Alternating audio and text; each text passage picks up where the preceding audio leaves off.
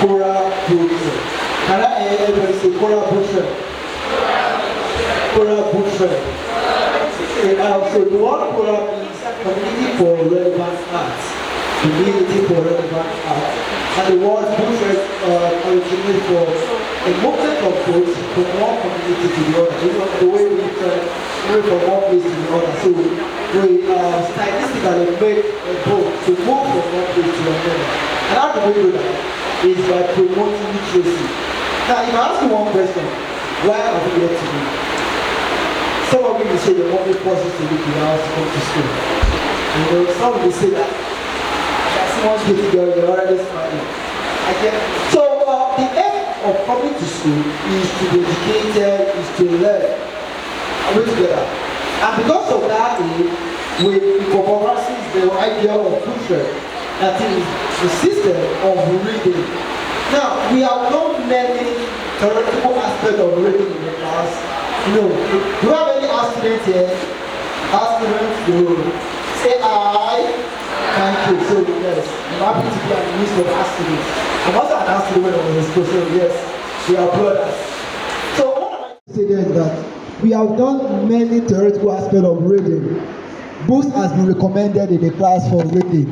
If you are now students, you have read about William Shakespeare, right? If you are now students, you have read about Wole Soyinka. If you are now students, you have read about Ugugu Watungo, right? If you are now students, you have read about many writers, including our today's writer, the author of A Ladder of Fools. So why are we having this platform? Is to have one-on-one engagement with the author.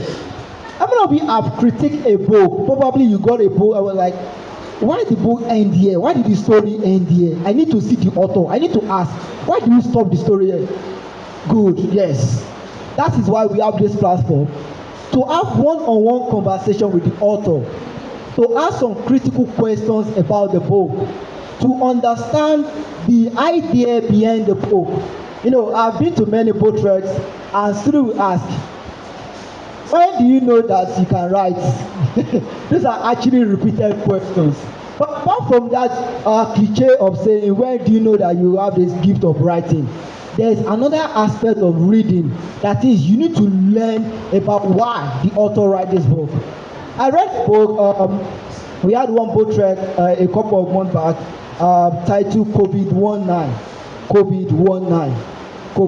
and the author is Grammar, right? Ibisogram, thank you. Ibisogram, yes. And the story is a collection of different experiences during COVID-19 in Nigeria. Now, if I ask you about what's your experience in COVID-19, yes, we were born there, yes or yes? Are we born during COVID-19? If you are here, let me say yes. Are we born during COVID-19? Yes. If I ask you general question about what's your experience in COVID-19, you all give me one answer: lockdown. Now, apart from the idea of lockdown, there are other shared experiences that we are not exposed to, that we don't even know about COVID-19. So during that episogram, I read about different shared experience of what COVID-19.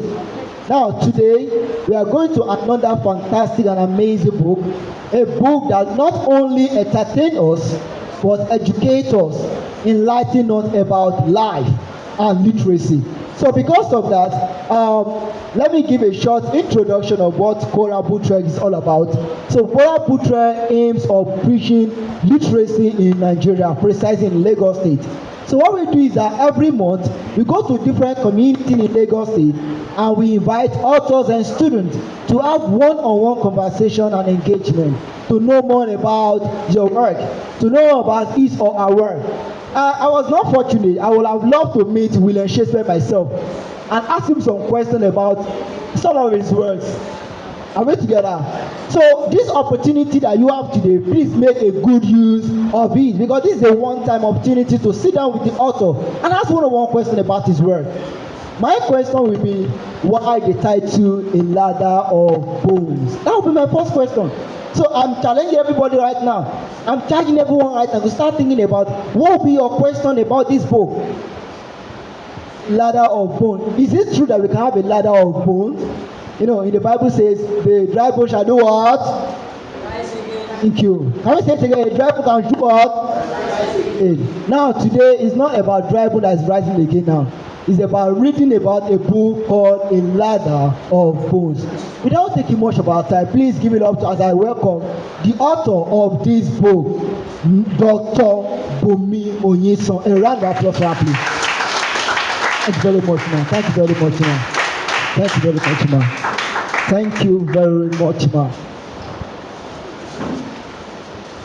To be honest, it is honored to have our mother, our grandmother here to sit with us and discuss our book with us, A Ladder of Bones.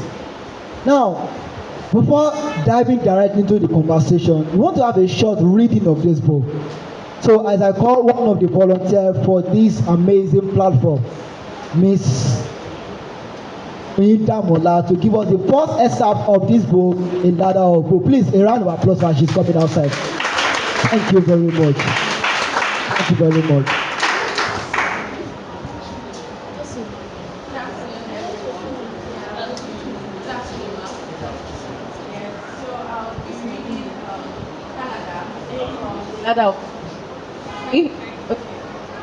I'll be reading Canada from A Ladder of Bones by Bunmi Oyinsan.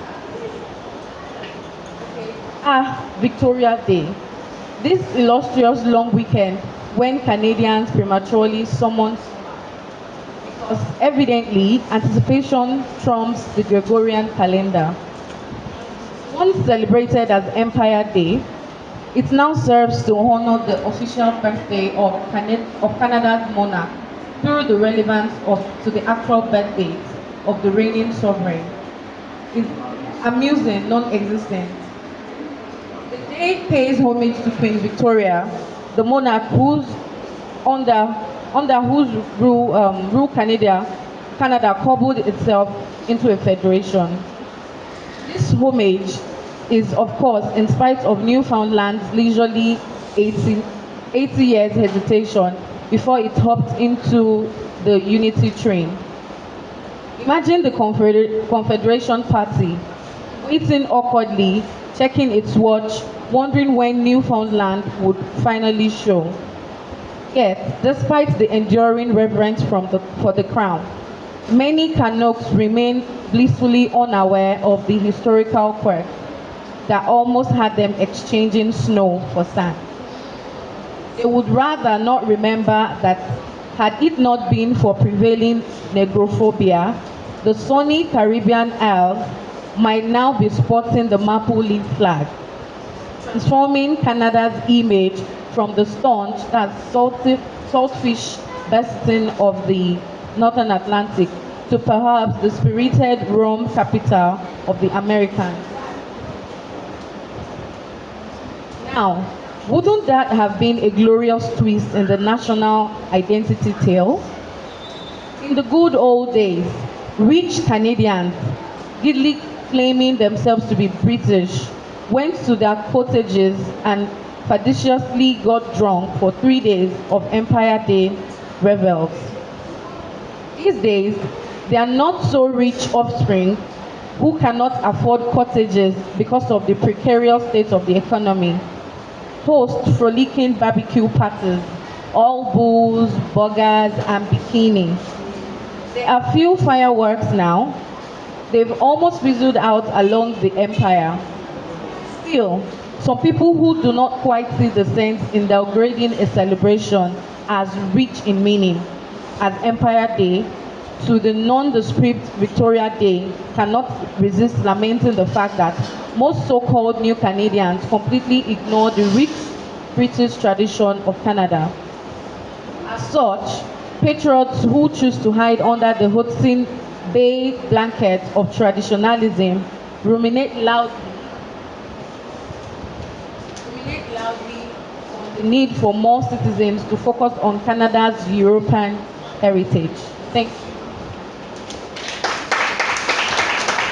A round of applause for her. You can do better, please. You can do better. You have not encouraged her. Now we are doing it together. Thank you.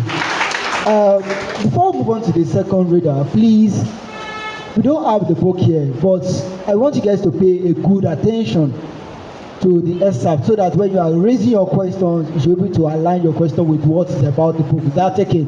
All right, moving on to the second reader, we have Sarah from SS2. A round of applause for her, please.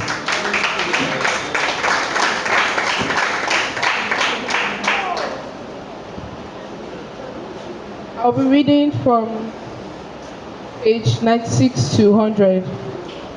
As Betsy led Siaka to her parents' living room, she slipped her arm into the crook made by his arm because his hands were in his pocket. He felt awkward, having forgotten in his haste not to be late. To stop and buy the box of chocolates he meant to bring it for his hostess. Hey everyone, this is Siaka, Betsy announced with a flourish. He was surprised to find not just her parents present, but another couple as well. Though Betsy's sister was absent, Siaka felt a faint yellowish light flash across his eyes, and he knew his migraine was eventually back. He smiled, shaking hands with her father first, who introduced himself as Flint, then turned to introduce him to other couple, their friends Sue and Robert. Just as a woman emerged from the dining room, holding up a clean glass. I am Janice, Betsy's mom. What would you like to drink? She pointed the glass at him. He asked for a Coke and could feel their questions buzzing in the air, even before they started slapping his ears with infernal interrogations. Betsy, tell us you were in the war, Flint said. Gosh, must have been so young, Sue said, pruning, looking him over to ascertain his age and puzzle out his sexual exploits. Tell them how old you were when you were conscripted, Betsy urged. Yeah, how old were you? Janice echoed.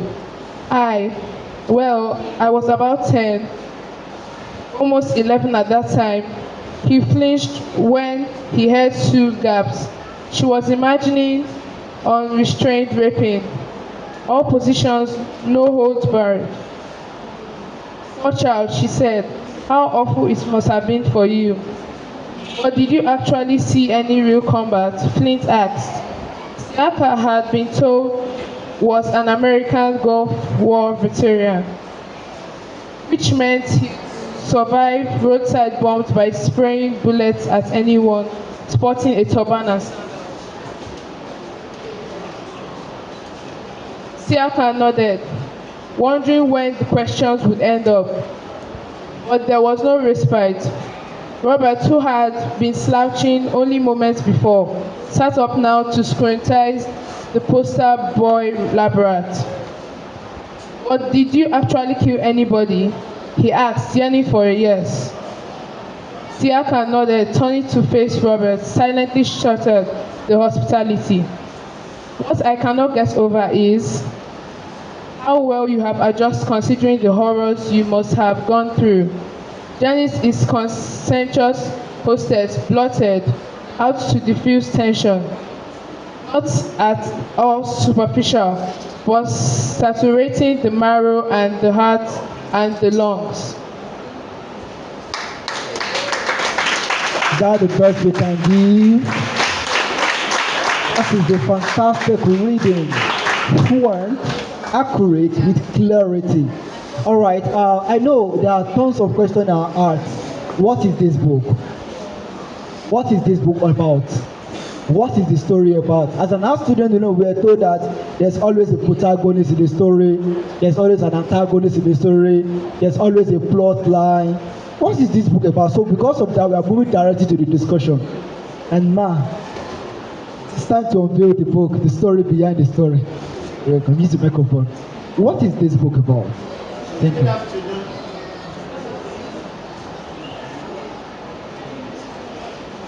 Hello, yes. Good afternoon, lovely girls and boys. It's really an honor to be sharing this time with you. I must start with an apology. You have not had the opportunity that perhaps other schools during such a book trek have had to have read the book before this session. And that is because the book does not officially come out until the 31st of October. That's the reason why you have not had the opportunity to read the whole book. Ideally, I understand that the way the book trek is usually organized is that they provide you copies to read so that you'll be able to engage more. So I apologize for that. In a nutshell, A Ladder of Bones is a novel that has not one, not two, but 5 main characters. These 5 main characters have been picked from different parts of Africa and the African diaspora. So the first reading you heard was the part of a girl called Eni Lolobo. Now, Eni Lolobo was a child of about 6 or 7 who suddenly shows up on a street in Halifax, Nova Scotia, Canada. Nobody knew where she came from. She couldn't even remember where she came from. And she had a lot of scars on her body, and she had 2 navels. So people were not only surprised to see her when she showed up, but they were also scared because they had no idea of what her background is. Now, as the story progresses, we actually find out that Eni Lolobo had more than scars on her body because she has memories of several difficult past lives. You understand?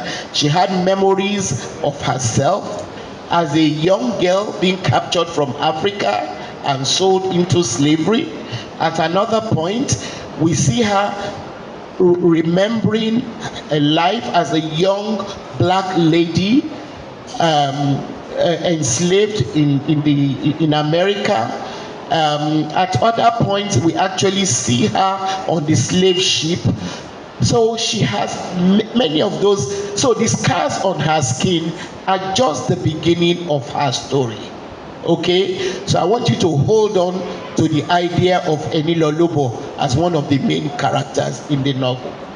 Now, the second main character is called Siaka, the character that our beautiful second reader just read to us. Siaka is a boy who ended up as a child soldier in Sierra Leone during the Sierra Leonean War. Okay? So his own story is also important to the book because I don't want to preempt the remaining 3 characters until we read a bit about them. But hold these 2 characters in your mind and know that all these 2 characters ended up in Canada with the remaining 3 characters that we're going to read about. Does that make a bit of sense to what we've read? I can't hear you. Yes, sir. Okay. So they are part of this novel, and they are part of characters that I have crafted to challenge the idea of a ladder of bones. Now, A Ladder of Bones is the title of a historical book written by a British woman during Nigeria's colonial days.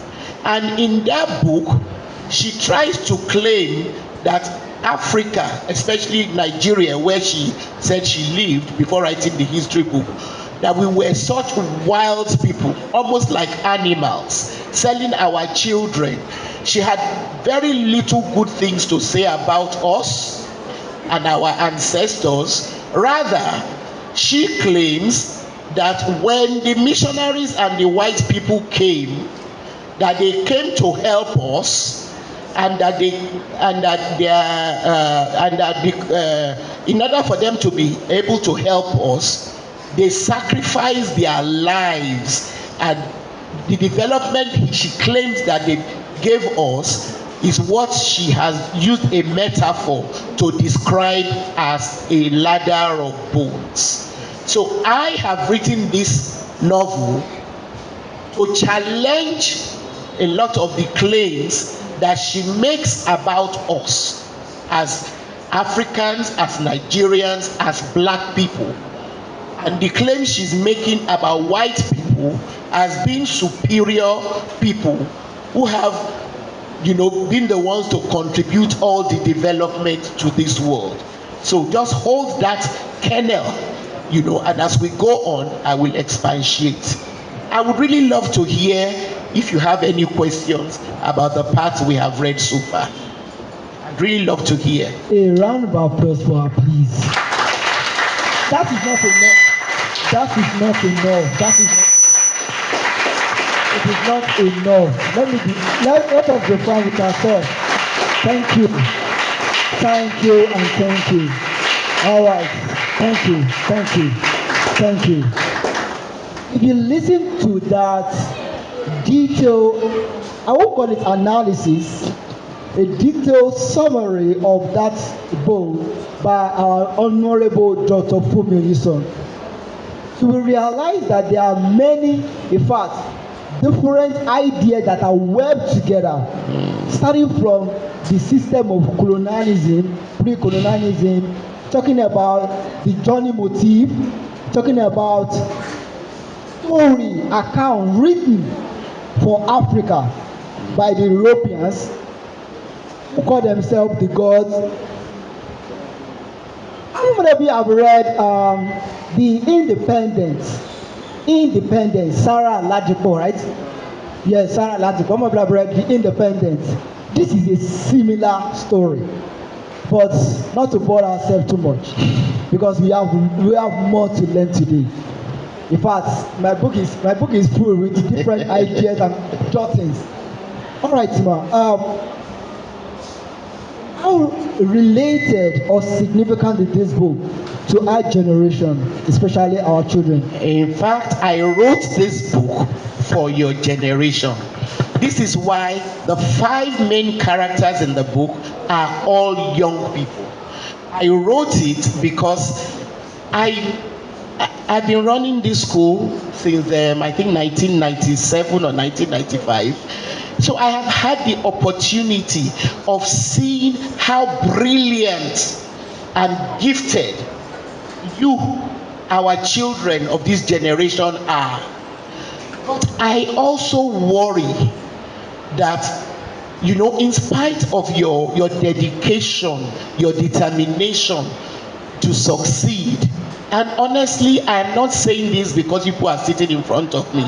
I believe one of the blessings that this school has enjoyed, and I'm not going to be surprised if it's the same with other schools, is that we have students who are determined to make something out of their lives by being educated. When we first started this school, I was running it myself. I had students whose parents could not afford to send them to school, but who walked up to our gate here and said, "Ma, I want to go to school." And in fact, they were so determined, in spite of their background. Some of them ended up, in Nsukka studying mathematics. I can go on with fantastic stories of students who came to us who could hardly read or write because they didn't have the correct background. But by the time we worked with them for a while, we realized that they were actually genius. There was a boy in particular, Chinonso, I forget his last name. He was a mathematical genius. And all we had to do was to help him unlock that his genius. Now, so I see all of this. I am opportune to be living abroad, and I see the difference in the kind of ladders and hurdles that you people have to climb and surmount in order to succeed when compared to children who happen by accident to be born in other countries that are called so-called developed countries and whose skin color happen to be white and not black.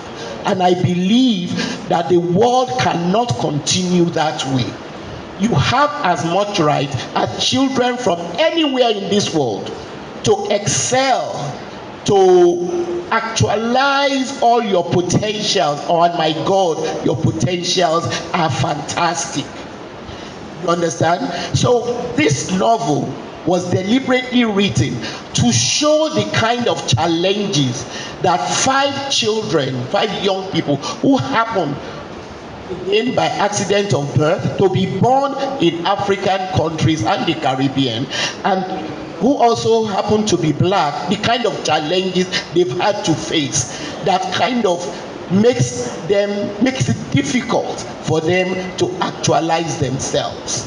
And I've written it in the hope that when you people read these stories, you realize the challenge ahead of you, and it strengthens you to be more determined, you understand, not to allow anybody look down on you or your country or your continent or your race simply because of who God has made you.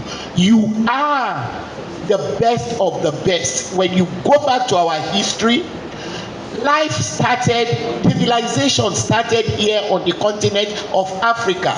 Ancient Egypt, which is the oldest civilization in the world, their civilization was a civilization by people of our color. So if for one reason or the other, the world has now turned upside down, and Africa, which is the richest country in terms of resources, is the poorest one, we must not just sit back and accept it. Your challenge is to enter into your own, into the power, you know, and honestly insist, you know, on your country being run right, on your continent being run right, you know, and on you having the right to reach as high as anybody else in the world. That is one of the reasons why this book was written, showing centered around young black people. A round of applause for her. Hey. I'm not seeing us moving here very soon. I'm taking from this discussion I just had now is called "There is no limitations." None whatsoever. That limitations that we compare ourselves to, it does not apply to Africa. It does not apply to Africa. It does not. Ma, we would love you to read a little bit excerpt from this book. Okay. But while you are doing that, I want you to also, when you finish reading the excerpt from the book, to pick out one central character in the book. Okay. Like you have 5 major characters. Yes. Very difficult to pick one. I understand. But I want you to just single-handedly pick one out and take us through the life of this person as it mirrors the life of African children. Now, while she is trying to pick us the excerpts, I also want you to join this question with it, and I want you to address the education system in Nigeria and how it has discouraged. When you don't know where you originate from, how can you correct the error? So it's like 3 questions I'm throwing to you at the same time. An excerpt from the book, give us a central character, and try to navigate why we should structure or bring back the culture of history. Bring back the culture of history. Okay. Actually, history has been reinstated in the curriculum only recently. So we are thankful for that. And we probably need to do more. Okay. And now, do you have a question? Now, with regards to picking a central character, like I said, the character that links everybody in the book was the first character that was read, Enilo Lubo. So since her part has been read, I'd like your permission to read an excerpt from another character whose story I think is interesting in terms of the fact that he started out life as a refugee, ended up in Canada, and then some of the compromises he had to make in order for him to live in that country which is supposed to be a civilized country. So I'd like to read an excerpt from Timothy. So I'm going to try and bring it up. Now, whilst I'm looking for that, what was your third question? Encourage the children to take history. During our old days, history is a compulsory course. Yeah. But about 5 years before, it was erased, like totally erased from the curriculum. Now it's back. But is it a compulsory subject now? No, it's not compulsory, but it is. At one time, it was not even in the curriculum at all, But this point that our MC has made is a very important point, because history is not just about the past. Why is Nigeria the way it is? Why is Africa the way it is? Even on individual levels, why am I the way I am? If I want to answer any of those questions, I have to go back to history. Only history can tell us why Nigeria is the way it is, or why Africa is the way it is, or why I am. My personal history is the only thing that can explain to me why I am the way I am. And why is it important for us to even ask those kind of questions? Why is Nigeria the way it is? If we do not know why we are the way we are now, we can never find solutions to our problems. It's one of the major problems that we have, the fact that our politicians and us, the electorates, we do not know enough about how Nigeria came to be the way it is.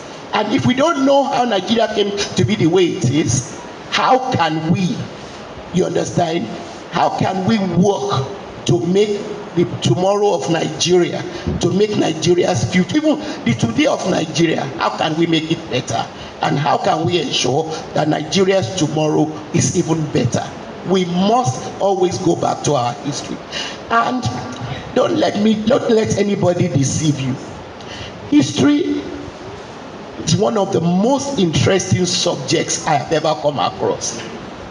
And history does not have to be that hardcore thing that you study with dates and all of that. There are very innovative ways to learn about your personal histories. For instance, let me ask you, how do you think you can go about learning about your family's history or your personal history? Can somebody, I need you, just think about it. If you want to know how you came to be, how do you go about it?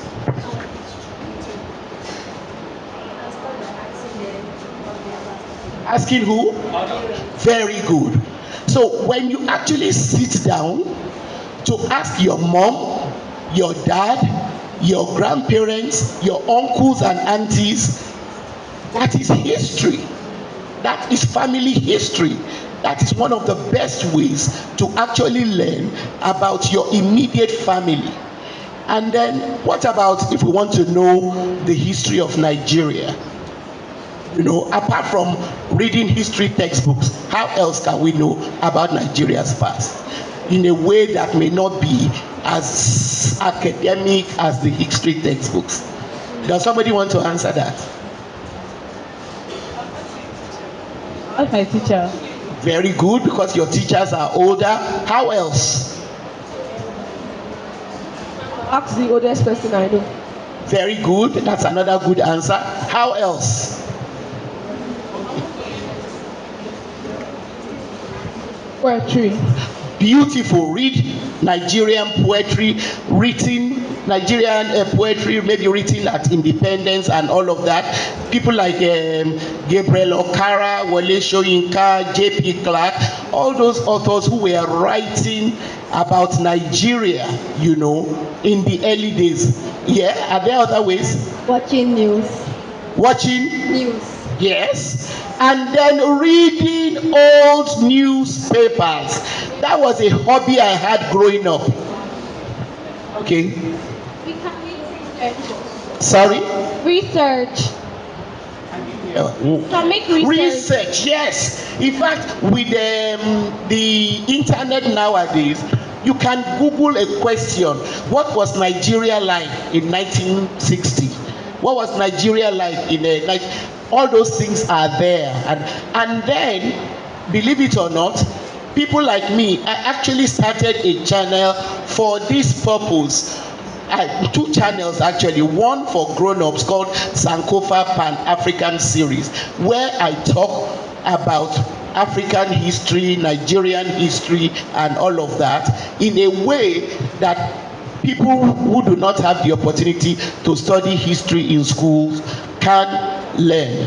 I've also recently started a children's YouTube channel called Sankofa Stories and Nursery Rhymes, where we are doing animated history of Africa, and so there are so many ways, you know, you can, history can become your hobby, and it is a very useful and important hobby to have. So do I have the printed excerpt of Timothy, because I can't immediately locate it.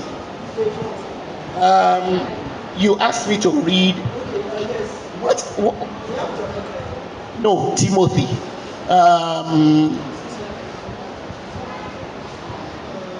Let me see the three that haven't been read. Because I was asked to send 5 excerpts. These 3 have not been read. Yeah, one of them will be Timothy.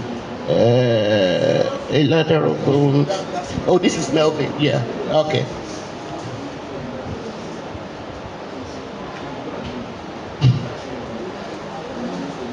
Thank you.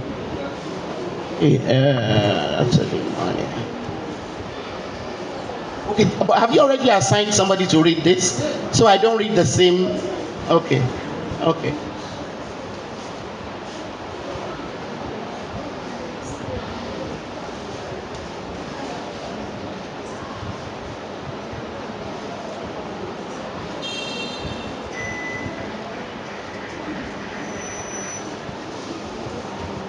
So I'm going to try and confine it to about 2 pages. So let me give you a quick intro. So before this part of Timothy's story that I'm going to read, we're going to see how he's from where we now call Southern Sudan, which was part of Sudan. And if we are familiar with the history of the modern history of Sudan, we'll know that, in fact, right now there is war going on there. And before now, there was, before Sudan broke into Sudan and South Sudan, they were one country. But the people in the southern part, again, happen to be people who have dark skins. And they're mostly Christians. Whilst the people in other parts happen to be descendants of Arabs who have settled in the Sudan for a long time. Now, unfortunately, the natural resources of Sudan were mostly located in the southern Sudan. And so what the Arab Sudanese used to do was to go in there and raid them. They raided them, they killed many of them, you know, and until eventually in, I think, 2011, those people were able to gain their independence. Now, Timothy's story happened before the country's independence, and because of all that killing and war, a lot of young children from southern Sudan had to find their ways, trek from their part of Sudan through countries like Ethiopia, Kenya, in order to find refuge. Can you imagine boys of say 6, 7 whose parents had been killed, who had to trek with their legs through countries until they got to a refugee camp called Dadaab in Kenya?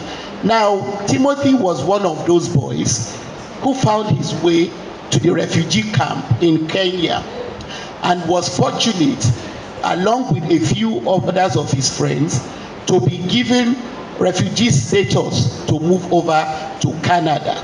Okay, so the part of the story where I am reading is where he is already in Canada. But sometimes we have this impression that once we get outside Nigeria or get abroad, everything is going to be rosy, So the part I'm reading will show us how challenging it was for Timothy to adapt, even in a place that is supposed to be as lovely as Canada, simply because he's a black person. Okay. I'm going to start from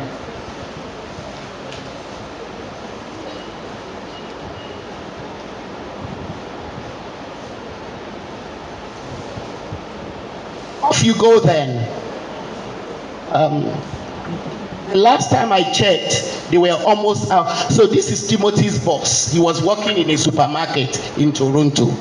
So Timothy had gone to complain to him that once again they have put him outside in the sun to be the one packing, these shopping baskets that we use. So he had gone to complain to his boss, and his boss was like, no, go and do it.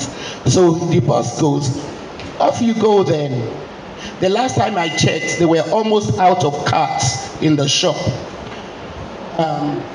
Johnny dismissed him, resuming his sums and subtractions. So outside, Timothy found another young man already stacking carts with Enui to despondency. I'm Wale.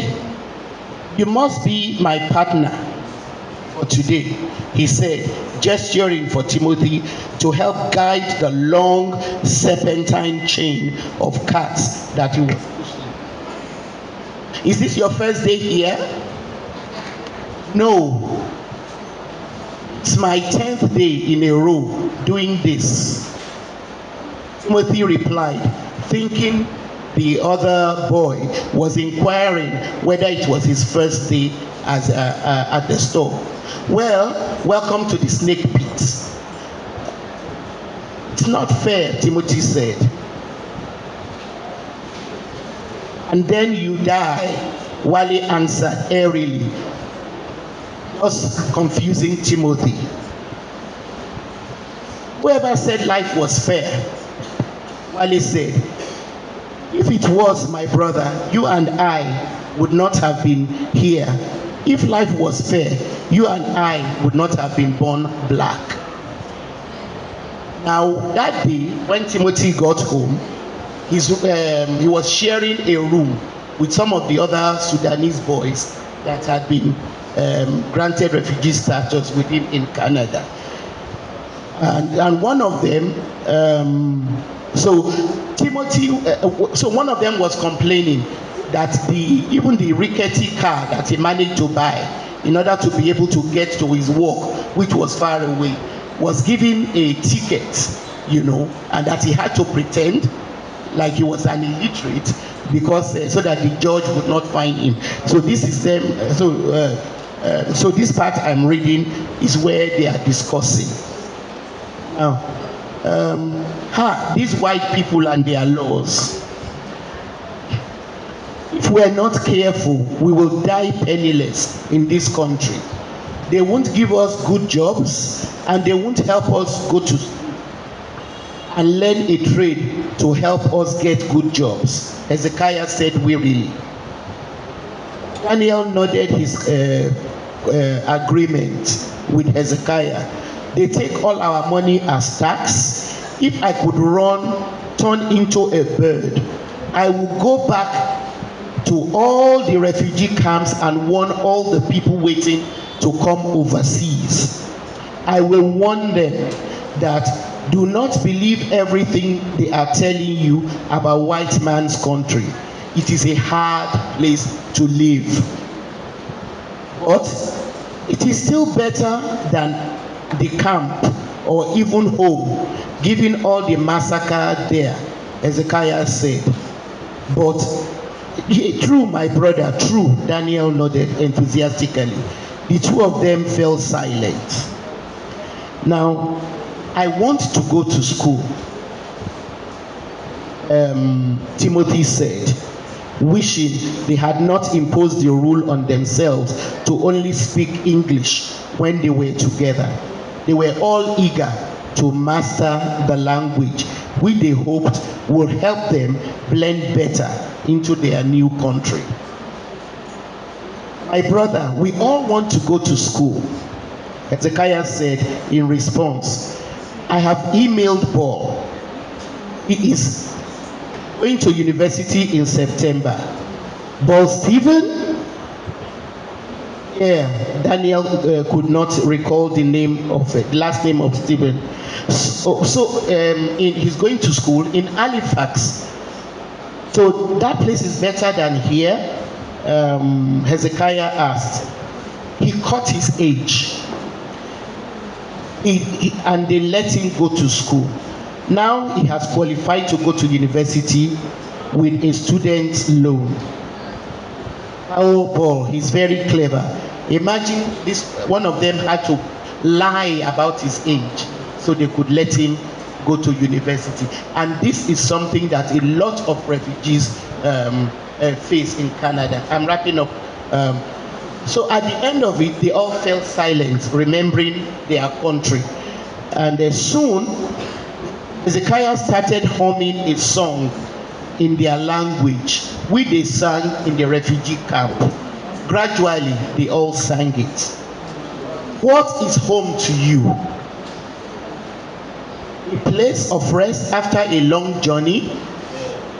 Not so for me. Not so for my father. Who will ever again call me by my special names? Oh, when I try to think of my home, I see a lush and luxuriant location, but I have to remember that if it is now a fertile place, it is because it is soaked with the blood of my people. How can I ever find rest? Oh, that ruined place that I know as home.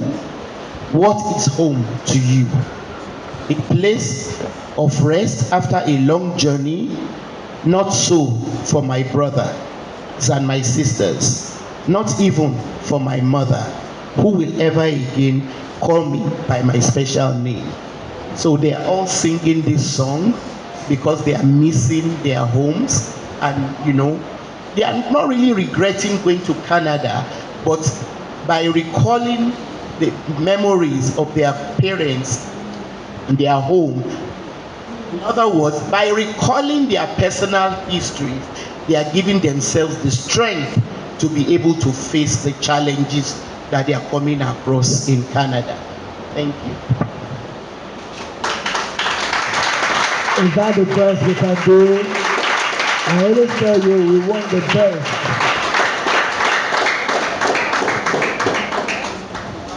When I sat there and I was listening, and this story brings out many memories. I read a book written by Samuel Moye, Give Us Each Day. I've read poems. Someone was talking about Bunmi Oyinsan, Ambush. We have read Vanity. I've never read a poem titled Cage Bird. By who? The Cage Bird. Asterisk. The Cage Bird. Maya Angelou. All these things talks about. Okay, I know why the cage bird sings. Yes, by Maya Angelou. Thank you. Beautiful. Our author already said something in the beginning of this section. Said there is no word limitations. Yeah. So because of that, the excessive power we possess as an African, it shows that we have the right, the zeal, the strength to do better and be the best among the whites. Yeah. Even the white call the superior, who call themselves the superior. Not we call them the superior. Thank you very much, ma'am, for that wonderful reading. Thank you. This is the third character in the text. I'm expecting that everyone is having different questions right now. Tons of questions right now. Either personal questions, questions related to this text, or shared experience on these questions. No, or even if you are interested in writing and you have questions about how you can start writing, I'll be happy to share some of my knowledge with you. Because honestly, I am actually hoping that in future I'll be seeing some of your names in as major writers, major celebrities, major intellectuals. That is my prayer, that you will not only be as good as me, but you'll be way better than I am today, or any of our major writers from this part of the world. How can we let these children know that this Africa, as a continent, better than other continents? Because yes, many of us attended B schools, but not everybody understands that this place is the origin of the sources. Ibo's Day is actually similar to your story. Shared experience in the diaspora as a refugee, moving from one place to another, just to aim, believing that there's a place like heaven over there. Mm-hmm. So how can we renovate this idea in the hearts of our children that this place is the resources they're looking for? It is. Again, by going back to our history. Now, how many of you are chemistry students? Raise up your hand. What if I told you that the very study of chemistry has its origin in ancient Egypt, which was in Africa? How many of you are studying computer science? Again, what if I told you that the first attempts at the things that has ended up as computer science today had its origin in Africa? There is a bone discovered in the I think southern area of Africa called the Ishango bones, and that bone has indentations that Africans made thousands and thousands of years ago, which has been linked to data, the way in which data is used to computerize. How many of you are doing fine arts and all of that, or have ever done fine arts? Raise up your hand if you ever even. What if I told you the origin of fine arts are the artworks that you find, in caves and places like that in Africa? Even the Ifa divination poetry has actually been linked also to computer science, and our ancestors. And look, in every ethnic group in Africa, we are the source of all the civilization that the world has today. All they had to do was to build on what our ancestors originated. It's very simple logic. History, science tells us that the first human beings originated in Africa. Now, if those human beings did not learn to farm, to survive, to fish, to do all the life-sustaining things that we now see in form of houses and all of that, where would the earth be? So Africa is the source of all the major developments the world is now enjoying. It is unfortunate that first we had some traditional rulers in the past who were not concerned enough about the growth of their people, that they allowed foreigners to come and first of all enslave us and then colonize us.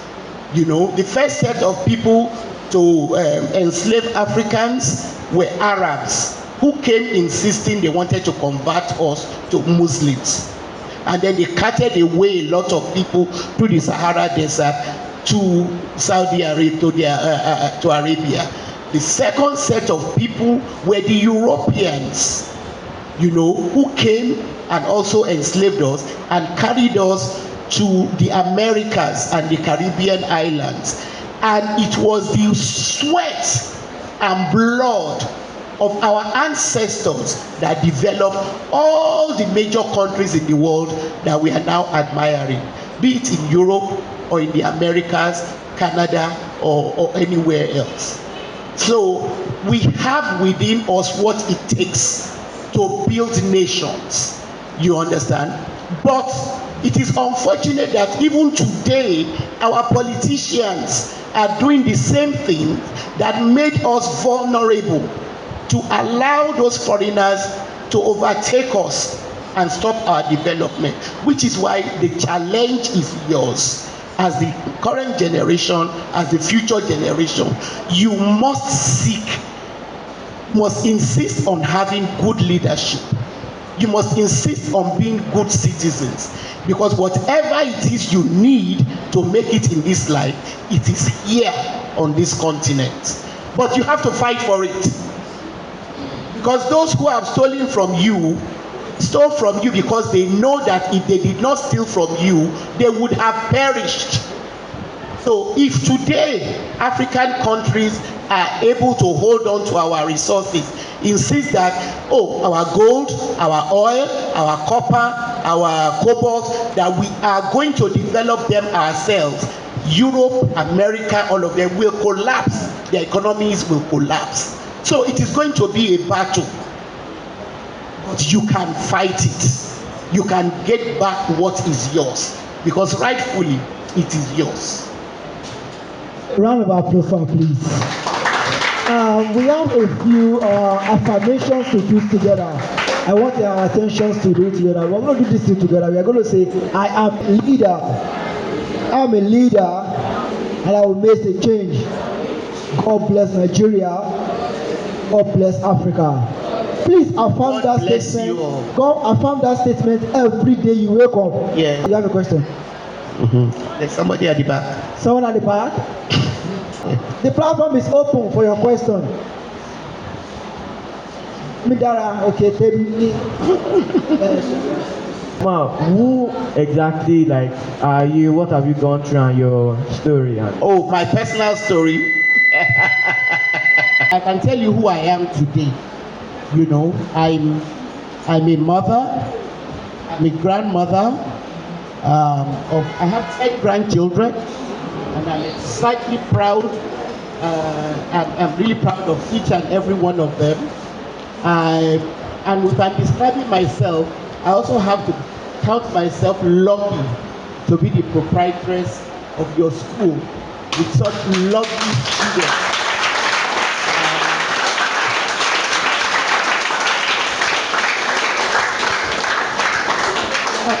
A quick insight into how I came to be the proprietor of your school.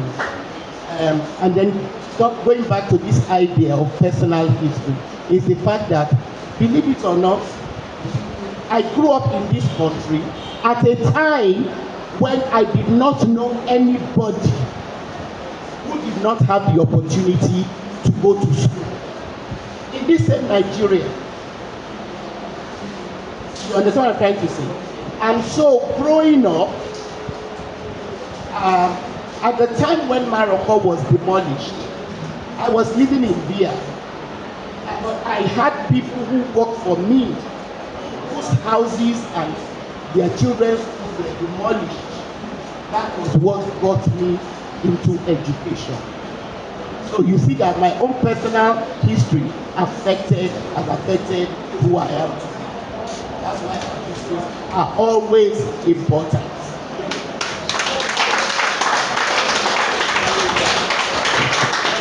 Okay, we have a question at the back, Sadia. Please, I really want to know what really inspired you to be an author.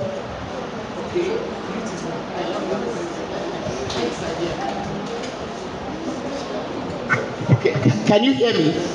Okay. Now, growing up, I love stories.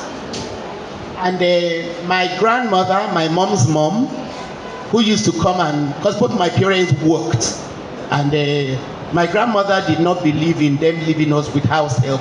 So she used to leave whatever she was doing to come and stay with us, especially during the holidays. So we wouldn't be left with house help. And I'm the third child in my family. I have two older brothers and a much younger sister. So my older brothers, I mean, boys, they were always out, in the compound enjoying themselves. But I was not a very, I've never been an extrovert. And so my grandmother used to entertain me by telling me stories. She was from Port Novo in the Republic of Benin, but she was brought to Nigeria when she was a little girl, and Lagos left a vivid impression on her, and she had beautiful stories about how Lagos was when she was growing up, and then even about women in Dahomey. In fact, it was from her that I first heard the story about the Dahomey army that was made up of only women warriors, And at first I thought it was a story she made up. But when I grew up, I realized that they were the only army in the history of the world that was made up of only women, and they were African women. So I started writing my own stories because of the stories that my grandmother told me that were so beautiful. I also wanted to make up my own stories. One thing I wanted to be was to become a writer, because I, first of all, love my grandmother's stories, and then I was also fortunate to come across some beautiful stories, written novels, children's books that I loved, and I kind of wanted to also, so I knew from a very early age. So what I would say is that, what do you enjoy doing now? And the reason why, and I say that to all, not just my children. There was a time I used to run workshops in schools in Lagos on literacy, this kind of things that these young people were doing. I used to go and do it in schools. And so whenever this question came up, I always tell people, first of all, start from what you love. Am I making sense? Does that? So let's do a quick round. Let's have 2 or 3 people tell us what they enjoy doing now and what they think they might end up doing. Elvis, I like to play football. You like to? I like to play football. Beautiful.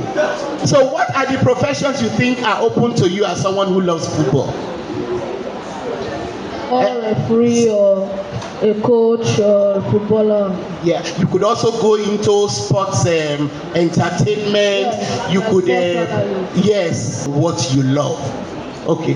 Before you create this story, Yes. what gave you the idea?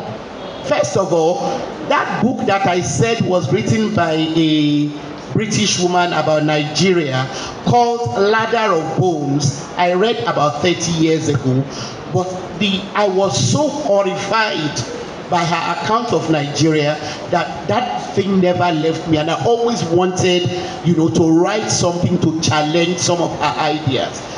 Another thing that made me write this book is, like I said, I wanted to write a book about people of your generation, showing the kind of challenges that are forced upon them, not through any fault of theirs, but through the happenstance or the accident of where they were born, and the fact that this is not fair. The world cannot continue like this. All right, thank you very much, ma. So good luck. Your question. I wanted to ask, how did you deal with racism in Canada? Oh, my dear, brilliant question. First, one of the ways I think, and it's not just for me, this is the way I've raised my kids, is to be aware. Because, let me not lie, I left this country when I was a teenager. And then my first port of call was the UK, where I first went to school. I had no idea, I had never heard of the word racism. I did not even know that it was possible for people to look down on me because of the color of my skin. My first experience of racism was at a train station. I'll never forget, Finsbury Park. I was new in the UK and I got out of the train and I needed directions. You know, as a young person, what do? I looked around and tried to approach someone who I thought was my peer. And she just looked at me and said, "Get out of my face," and used the N word. That was my first experience of racism. And so, grown up, when I knew I was having when I had to go back and live abroad, I knew it was important for me to educate my children, and even till today my grandchildren, to let them know that there is something called racism, but that it is not normal, and that the onus is not on them. I mean, it is not from any fault of theirs if people are being racist against them. Rather, it is the fault of the racist people. It shows not only wickedness, but also stupidity and ignorance. For you to just look at somebody and decide that that person is inferior to you, either because of the color of their skin, or their religion, or their accent, or where they came from, is nothing short of being stupid. In the same way, for you to look at somebody and decide that because they have white skin, long hair, blue eyes, they speak spree, that they are better than you, it is so stupid. You must never judge people by the color of their skin. What should you judge people by, if not by the color of their skin? Character. You know, their behavior, what they say, what they do.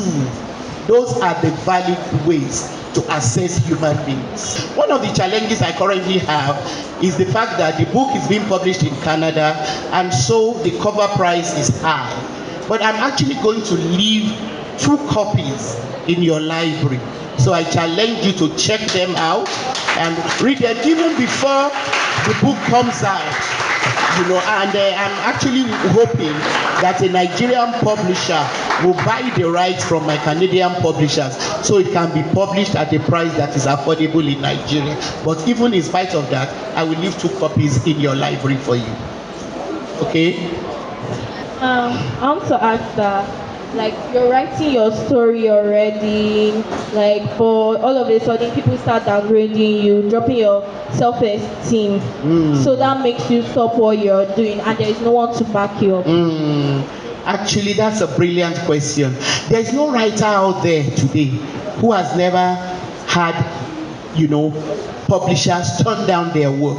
In fact, some of the most popular books today were the hardest for people to, for the writers to get the publishers to publish.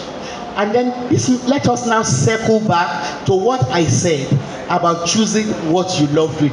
Do you know how many times my books have been rejected? In fact, I cannot count how many rejections I've had from publishers. But because I love what I do, when the rejection slips come, it doesn't define me. It doesn't stop me. As a matter of fact, I believe that I will be doing myself a great disservice if for any reason I allowed anything stand between me and my passion for writing. You must always love what you do. So if you love writing stories, just keep at it. You know, just keep doing it. Eventually, people will start appreciating you. So continue writing, mix with groups of writers, because that's another way to actually improve. It's not just writing and putting it leaving it in your drawer. Find people around you who love writing. come together and then, you understand, read one another's works, offer opinions, and then look around for information. What kind of story writing competitions are out there for me? What kind of publishers are out there interested in my kind of writing? And just keep at it. Eventually your break will come. The question is about character Siaka. Yes. He becomes a child soldier in Sierra Leone after being compelled to shoot his 6-year-old brother. Why did he shoot his 6-year-old brother? Why did he shoot his 6-year-old brother? Well, it's one of the tragedies of Africa. This child soldiering is one of the horrible, worst things that can happen to a child, and which has been happening to. I put that there, because it is actually based on a news report that I read, that child soldiers in Sierra Leone during the worst parts of the war were made to prove that they could be soldiers by killing, by killing people. It was if he didn't do it, they would have killed him. This is why war is such a horrible thing. One of the major problems we're facing as Nigeria today is a result of the Biafra war, when we were killing our brothers, brothers killing brothers in the name of wanting to secede or not secede. Until today, Nigeria has not gotten over those horrible things we did to one another. I always, one of the things I also want you to have at the back of your mind is that there has never been a war fought in this world where, in order to end that war, the people did not stop and have a conversation. It is happening right now. How many of you have heard of the way Israel is killing people, Palestinians in Gaza? Now, after 2 years of senseless killing, of maiming men, women, and young children, they are now having meetings to end the war. It makes you wonder why human beings do not think. Every war can be avoided with negotiation, but yet we human beings, we are so brutalized. There is so much money being made by countries that make guns that they make it impossible for people to see that there's nothing more stupid than war. Because at the end of it, people still have to end up and negotiate and end the war. So why are wars necessary? That is why the story is there. Please, what are your takes on tribalism in Nigeria? Beautiful question. It is as stupid as racism, if not even worse. It doesn't make sense.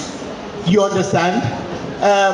To judge people because they are for a particular. As a matter of fact, a point of correction. That word tribe is a word I actually avoid, but it's one of those words that were stamped into us by the colonial rulers. They used to call us bunch of tribes people. It was a derogatory word. So instead of tribes, I use ethnicity. So to actually judge people on the basis of their ethnicity, like I said before, or religion, or what have you, is just plain stupid. It is ignorant, and there's no room for it. If you are a person who values yourself as someone who is enlightened, there's no room for it in your life. And there's no room for it in communities such as ours or any community at all. As a writer, how do you deal with writer's block or lack of inspiration? Brilliant question. Writer's block, when you want to write and nothing suggests itself to you. But I've learned to deal with it by just going away. If I'm working on a particular story or novel or play or script, and I encounter a block, I give myself a break from it. I go away, I give myself permission to go away from it. But once I'm away from it, maybe watching a movie or reading another novel and all of that, that thing is still at the back of my mind. Eventually, because usually I think writer's blocks come from when maybe you are mentally tired or you run out of ideas, So by giving yourself permission to go away with it and engaging your mind in other things, with that thing still playing at the back of your mind, you will eventually find the words to be able to resume. So give yourself permission to leave the work if you're having, and then but it's always there at the back of your mind. Just relax, go and enjoy other things. Thank you very much. A round of applause for her. She is our grandmother, but you can see the strength she's ready to take on these enlightenments. So sorry for boring many questions. It's okay. That's two, but we have one five questions anymore. Can we take them? If you have time. Oh, yeah. Thank you.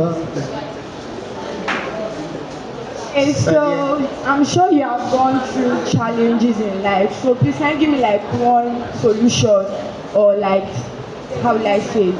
Let me just say solutions. Okay. Like an advice. Okay. To what specific? Do you have a specific kind of challenge in mind? Okay. I will not say, but when I try reading. Yeah. It doesn't enter. Oh. Okay. It's a valid question. So, Sadia, you mean when you try and study, you are not able to assimilate. Okay? We all have different abilities and different challenges. So it's brilliant that you have identified that you have that problem. Now, my suggestion would be, I have had to study courses that I did not particularly enjoy or did not find easy to understand. Now, what I have found myself doing is that whenever I sat down to study those particular subjects, I never did so without a pen and paper. And if I had to read, say, 20 pages of a subject that I did not find easy to understand, I would read I'll read one paragraph first, explain that paragraph for myself in my own words, and then write just one or two sentences of what I have read in that paragraph in my own words. I go on to the next one and do the same until I have finished it. And honestly, it works like magic.